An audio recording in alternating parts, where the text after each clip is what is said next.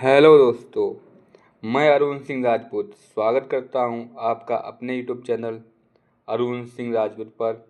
आज हम पढ़ने वाले हैं अध्याय 7 जीव जनन कैसे करते हैं। इसके हम आज मोस्ट इम्पॉर्टेंट बहुविकल्पी प्रश्न करने वाले हैं जो बोर्ड में कई बार पूछे गए हैं। तो आइए बिना किसी देरी के शुरू करते हैं। प्रश्न नंबर 1 दिया है, डीएनए में किसके हेतु सूचना निहित होती है।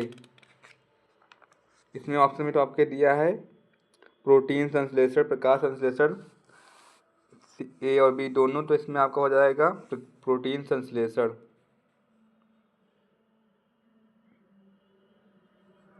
प्रश्न नंबर 2 आनुवांशिक गुणों का संदेश किसमें होता है। डीएनए में, प्रोटीन में, स्पीशीज में, टेस्टोस्टेरोन में। बोला आनुवांशिक गुणों का संदेश किसमें होता है, तो ये आपका डीएनए में होता है।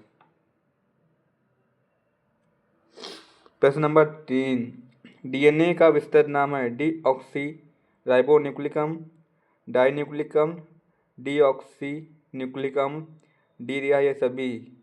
तो आपका ये डीएनए का विस्तृत नाम होता है डीऑक्सी राइबोन्यूक्लिक अम्ल।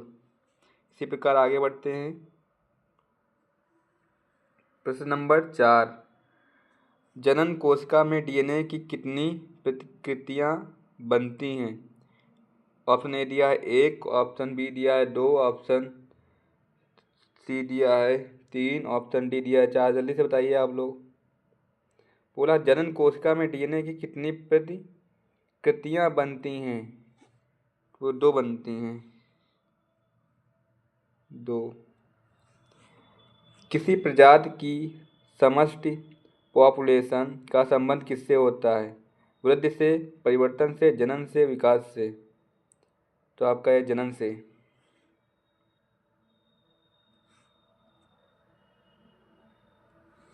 प्रश्न नंबर 6 आवृत बीजी पौधों में नर जनन अंग होते हैं पुमंग, जायांग, दलपुंज, अंडाशय। ये आपका पूछा गया है 2021 में। पूछ रहा है आवृत बीजी पौधों में नर जनन अंग होते हैं, तो होते हैं पुमांग। प्रश्न नंबर 7 द्विविखंडन विधि द्वारा जनन होता है अमीबा में, हाइड्रा में, बायोफिल्म अजूबा में, प्लाज्मोडियम में। ये भी आपका आया है 2023 में।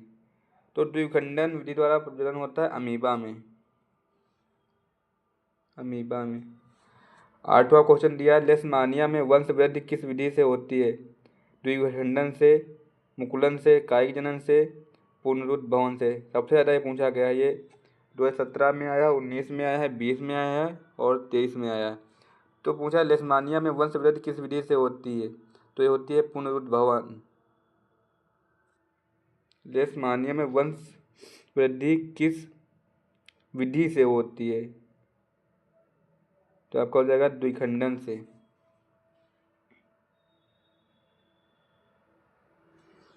मुकुलन द्वारा अलैंगिक जनन प्रजनन होता है हाइड्रा में, केंचुए में, अमीबा में, कबूतर में। बताइए जल्दी। तो मुकुलन द्वारा अलैंगिक प्रजनन होता है हाइड्रा में। प्रश्न नंबर 10 कुछ बहुकोशिकीय जीव एक साथ अनेक संतति कोशिकाओं में विभाजित हो जाते हैं। जनन की इस विधि को क्या कहा जाता है। ऑप्शन ए दिया विखंडन, ऑप्शन बी दिया है बहुविखंडन, ऑप्शन सी दिया है खंडन। तो आपका खंडन हो जाएगा। प्रश्न नंबर 11 पुनरुद्भवन होता है प्लेनेरिया में लेकिन हाइड्रा में नहीं, हाइड्रा में लेकिन प्लेनेरिया में नहीं, पैरामीशियम में लेकिन हाइड्रा में नहीं, हाइड्रा और प्लेनेरिया में। जल्दी से बताइए आप लोग। तो पूछा पुनरुद्भवन होता है तो ये हाइड्रा और प्लेनेरिया में होता है। हाइड्रा, प्लेनेरिया, आप लोग इनको याद रखिएगा, ये पूछे जाते हैं पेपर में। प्रश्न नंबर 12 निम्नलिखित में से किसमें अलैंगिक जनन अचल बीजाणु द्वारा होता है। प्लाज्मोडियम में, बी दिया लेशमानिया में, सी दिया स्पायरोगाइरा में, डी दिया राइजोपस में। तो पूछा निम्नलिखित में से किसमें अलैंगिक जनन अचल बीजाणु द्वारा होता है, तो ये राइजोपस। प्रश्न नंबर 13, निम्नलिखित में से कौन सा पुष्प उभयलिंगी है? पपीता, तरबूज, गुड़हल, ये सभी। जल्दी से बताइए आप लोग। तो गुड़हल, गुड़हल जो है ये उभयलिंगी है। आगे बढ़ते हैं। प्रश्न नंबर 14, दो विभिन्न पौधों के दो विभिन्न भागों को इकट्ठा करके उन्हें एक पौधे के समान बदलना क्या कहलाता है? मुकुलन, द्विखंडन, लैंगिक जनन, रोपण। तो पूछा दो विभिन्न पौधों के दो विभिन्न भागों को इकट्ठा करके उन्हें एक पौधे के समान बदलना क्या कहलाता है? ये कहलाता है रोपण। प्रश्न नंबर 15, कायिक जनन पौधों के निम्न भागों में से होता है? ऑप्शन ए दिया शाखा, जड़, फूल। ऑप्शन बी दिया शाखा, जड़, पत्ती। ऑप्शन सी दिया शाखा, फूल, फल। ऑप्शन डी दिया शाखा, पत्ती, फूल। तो आपका हो जाएगा शाखा, जड़, पत्ती। प्रश्न नंबर 16, पपीता, तरबूज आदि है एकलिंगी, उभयलिंगी, बहुलिंगी, इनमें से कोई नहीं। तो जो पपीता, तरबूज होते हैं ये होते हैं एकलिंगी। प्रश्न नंबर 17, गुड़हल, सरसों आदि हैं उभयलिंगी, एकलिंगी, ये दोनों, इनमें से कोई नहीं। जल्दी से बताइए आप लोग। तो गुड़हल, सरसों ये उभयलिंगी हैं। प्रश्न नंबर 18, निम्नलिखित में से कौन से पौधे में पुष्प एकलिंगी होते हैं? तरबूज, गुड़हल, सरसों, कपास। तो पूछ रहा है एकलिंगी, तो ये तरबूज, तरबूज में पुष्प एकलिंगी होते हैं। प्रश्न नंबर 19, निम्नलिखित में से कौन अंडाशय के परिपक्व होकर फल बनाने पर मुरझाकर गिर जाता है? बाह्य दल, पंखुड़ी, पुंकेसर, ये सभी। जल्दी से बताइए आप लोग। तो पूछा निम्नलिखित में से कौन अंडाशय के परिपक्व होकर फल बनने पर मुरझाकर गिर जाता है? तो बाह्य दल भी गिर जाता है, पंखुड़ी भी गिर जाती है, पुंकेसर भी गिर जाता है, यानी कि डी आपका ऑप्शन सही हो जाएगा ये सभी। प्रश्न नंबर 20, परागकोश में होते हैं बाह्य दल, अंडाशय, अंडक, परागकण। ये आपको पूछा गया 2019 में, 2020 में, 2021 में, 2022 में। तो बोला परागकोश में होते हैं, तो परागकोश में क्या होते हैं? परागकण होते हैं। आगे बढ़ते हैं इसी प्रकार। प्रश्न नंबर 21, लघु बीजाणु पैदा होते हैं पुमंग में, जायांग में, पुंकेसर में, परागकोश में। तो परागकोश में। यह प्रश्न पूछा गया 2010 में। प्रश्न नंबर 22, परागकण का जनन केंद्रक कितने नर युग्मक बनाता है? 4, 2, 3, 1। ये भी पूछा गया है आपका 2010 में। तो ये 2 बनाता है। परागकण का जनन केंद्रक कितने नर युग्मक बनाता है? तो ये 2 बनाता है। प्रश्न नंबर 23, निषेचन के बाद पुष्प का कौन सा भाग फल में बदल जाता है? पुंकेसर, वर्तिका, अंडाशय, बीजाणु।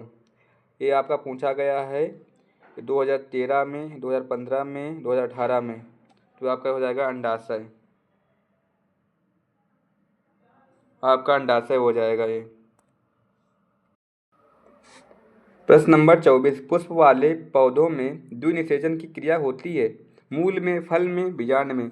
तो बोला पुष्प वाले पौधों में द्विनिषेचन क्रिया होती है, तो ये होती है बीजांड में। इसी प्रकार आगे बढ़ते हैं।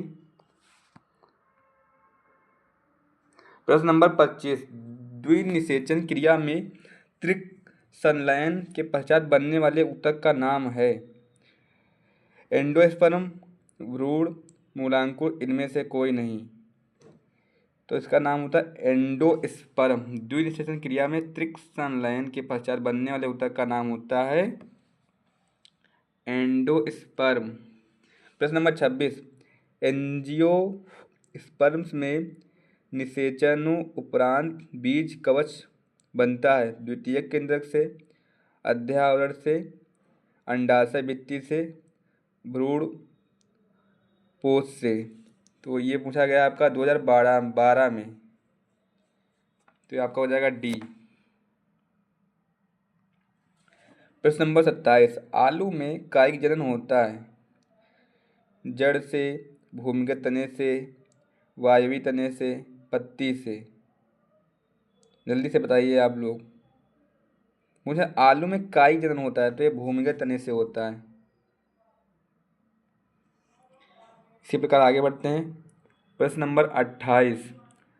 कीट परागर होता है मक्का में, वेलिनेरिया में, सैल्विया में, इनमें से कोई नहीं। ये भी 2010 में पूछा गया। मैंने आपसे कहा था ना कि मैं आज मोस्ट इम्पॉर्टेंट वैकल्पिक प्रश्न लेके आपके सामने आया हूँ। ये आपको पूछा 28 कीट परागर होता है तो ये आपका होता है सैल्विया में। सैल्विया में। प्रश्न नंबर 29। द्विनिषेचन विशेष लक्षण है जंतुओं का आवृतबीजी पादपों का, अनावृतबीजी पादपों का, शैवालों का। यह भी आपका प्रश्न पूछा गया है 2014 में और 2016 में। तो पूछा द्विनिषेचन विशेष लक्षण है तो ये आपका हो जाएगा बी, आवृतबीजी पादपों का। प्रश्न नंबर 30। एक पुष्प के स्त्री केसर के मध्य भाग को क्या कहते हैं? आप सभी लोगों को पता होगा कि उसे वर्तिका कहते हैं। यह भी प्रश्न पूछा गया है 2014 में। प्रश्न नंबर 31। परागकणों का परागकोश से वर्तिकाग्र तक स्थानांतरण कहलाता है परागण, अंडोत्सर्ग, निषेचन, इनमें से कोई नहीं। ये भी आपका पूछा गया है 2014 में। तो पूछ रहा है पराग कणों का परागकोश से वर्तिकाग्र तक स्थानांतरण कहलाता है तो कहलाता है परागण, परागर। प्रश्न नंबर 32। निषेचन के दौरान परागकण से निकलने वाली पराग नलिका सामान्यतः किसके द्वारा बीजांड में प्रवेश करती है? ऑप्शन दिया है ए अध्यावरण, ऑप्शन बी दिया है बीजांडकाय, ऑप्शन सी दिया है निभागी, ऑप्शन डी दिया है अंडद्वार। तो आपका ये अंडद्वार हो जाएगा। इसी प्रकार आगे बढ़ते हैं। प्रश्न नंबर 33। नर का जननांग क्या कहलाता है? नहीं, नर का जननांग क्या है? ऑप्शन ए दिया अंडाशय, ऑप्शन बी दिया वृषण, ऑप्शन सी दिया ए और बी दोनों, ऑप्शन डी दिया इनमें से कोई नहीं। तो पूछा नर का जननांग क्या है तो वृषण है नर का जननांग, वृषण। इसी प्रकार आगे बढ़ते हैं। प्रश्न नंबर 34। कौन सा हार्मोन लड़कों में यौन अवस्था के लक्षणों को नियंत्रित करता है? Testosterone, insulin, adrenaline, estrogen. जो आपका ये एस्ट्रोजन हार्मोन है ये लेडीजों में पाया जाता है, आप लोगों के में पाया जाता है टेस्टोस्टेरॉन हार्मोन जो यौन अवस्था के लक्षणों को नियंत्रित करता है।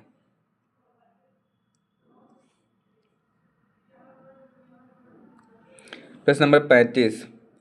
कौन सा हार्मोन लड़कियों में यौन अवस्था के लक्षणों को नियंत्रित करता है? आपका ऑप्शन ए दिया एस्ट्रोजन, ऑप्शन बी दिया टेस्टोस्टेरॉन, ऑप्शन सी दिया थायरॉक्सिन, ऑप्शन डी दिया इंसुलिन। तो इस पूछ रहा है हार्मोन लड़कियों में यौन अवस्था के लक्षणों को नियंत्रित करता है तो ये होता है एस्ट्रोजन। एस्ट्रोजन जो हार्मोन होता है वो नियंत्रित करता है। प्रश्न नंबर 36।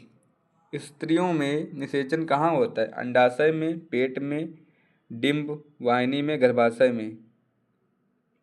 तो आपका ये जो स्त्रियों में निषेचन होता है ये होता है डिंब वाहिनी में, डिंब वाहिनी में, डिंब वाहिनी में। प्रश्न नंबर 37। अंडाशय से अंडा उत्सर्जित होने की प्रक्रिया को क्या कहते हैं? अंडोत्सर्ग, आरोपण, सी दिया निषेचन, डी दिया है परागकर। तो उसको बोलते हैं अंडोत्सर्ग। प्रश्न नंबर 38। नर में वृषण क्यों उदर गुहा के बाहर वृषण कोश में स्थित होते हैं?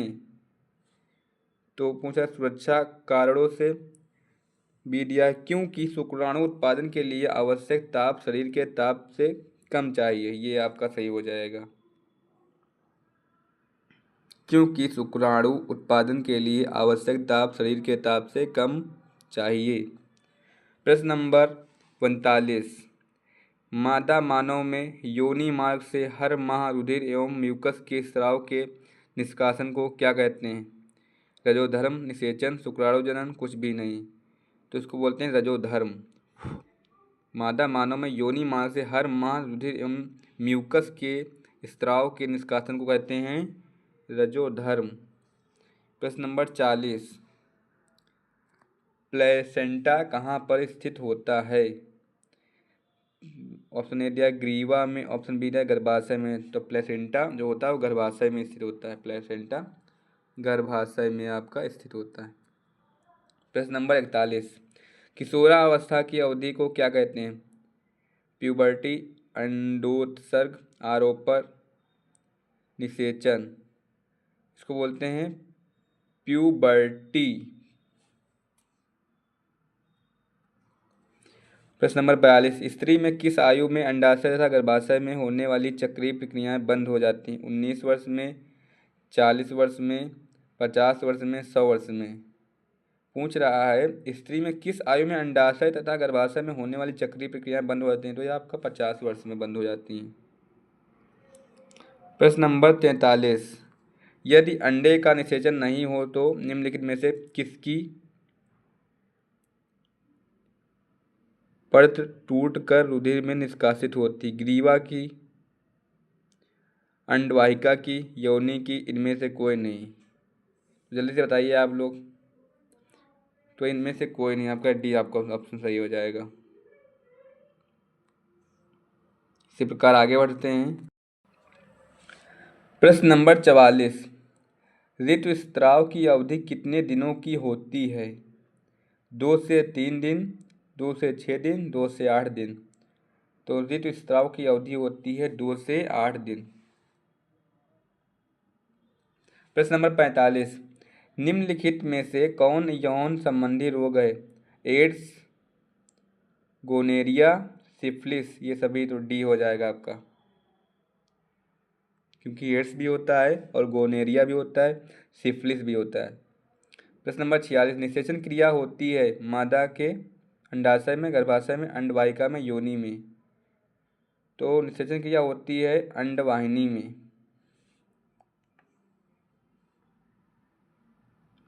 प्रश्न नंबर 47, कॉपर टी मादा जनन तंत्र के कौन से भाग में रखी जाती है? मूत्र मार्ग में, गर्भाशय में, मूत्र नलिका में, अंडवाहिका में। ये प्रश्न बच्चों को पूछा गया है 2023 में। पूछा कॉपर टी मादा जनन तंत्र के कौन से भाग में रखी जाती है? तो ये गर्भाशय में रखी जाती है। प्रश्न नंबर 48, एड्स नामक रोग होता है कवक से, प्रोटोजोन से, विषाणु से, जीवाणु से। तो जो एड्स नामक रोग होता है ये होता है विषाणु से।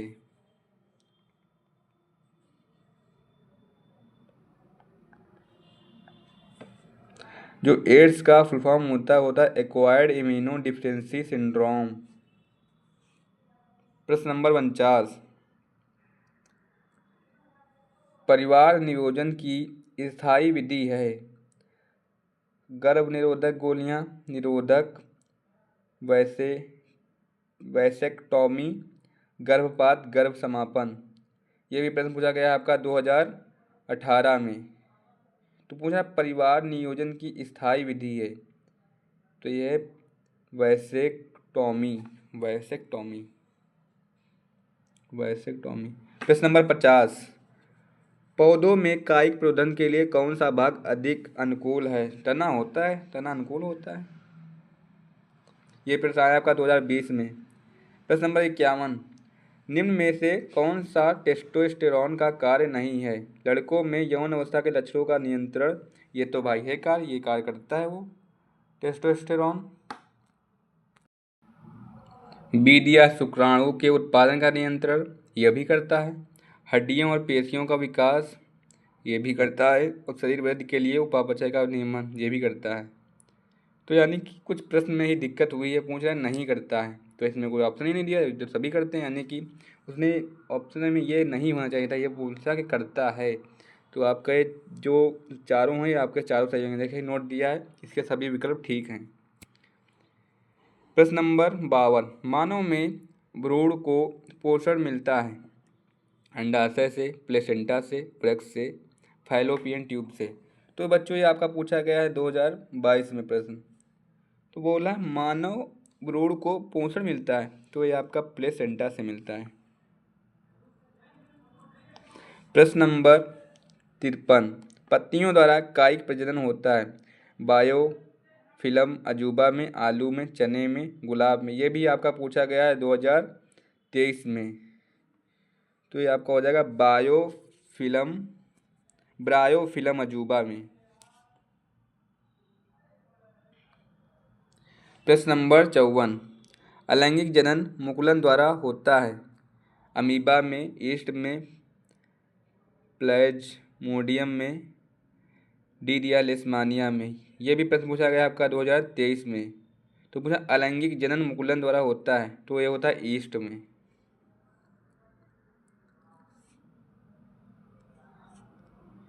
ईस्ट। प्रश्न नंबर 55, निम्न में से किस पौधे में पुष्प एक लिंगी होते हैं पपीता, गुड़हल, सरसों, मटर। तो पूछा एक लिंगी होते हैं, तो एक लिंगी होते हैं पपीता। प्रश्न नंबर 26, सामान्य एक लिंगी नर पुष्प में नहीं पाया जाता है। यह भी प्रश्न आपका पूछा गया है 2023 में। ऑप्शन ए दिया है बायदल, ऑप्शन बी दिया है पंखुड़ी, ऑप्शन सी दिया है पुंकेसर, ऑप्शन डी दिया है वर्तिकाग्र। जल्दी से बताइए आप लोग। पूछा सामान्य एक लिंगी नर पुष्प में नहीं पाया जाता है, तो वर्तिकाग्र नहीं पाया जाता है।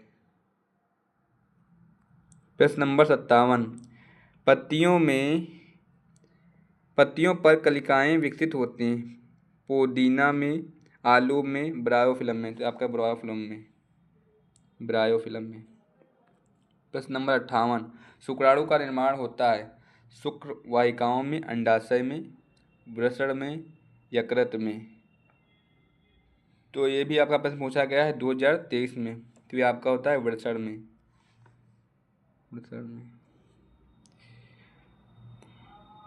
हमारी वीडियो में इतने ही क्वेश्चन थे। ये आप लोग अच्छे से पढ़ लीजिएगा क्योंकि ये मोस्ट इम्पॉर्टेंट बहुविकल्पी प्रश्न हैं।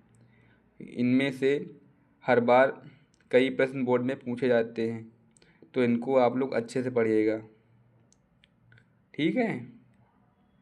अगर बच्चों आप लोगों को हमारी वीडियो अच्छी लगती है तो वीडियो को लाइक करें, जितना हो सके उतना अधिक शेयर करें, और हमारे नोट्स के लिए हमारे टेलीग्राम चैनल को फॉलो करें। मिलते हैं अगली वीडियो में, तब तक के लिए धन्यवाद।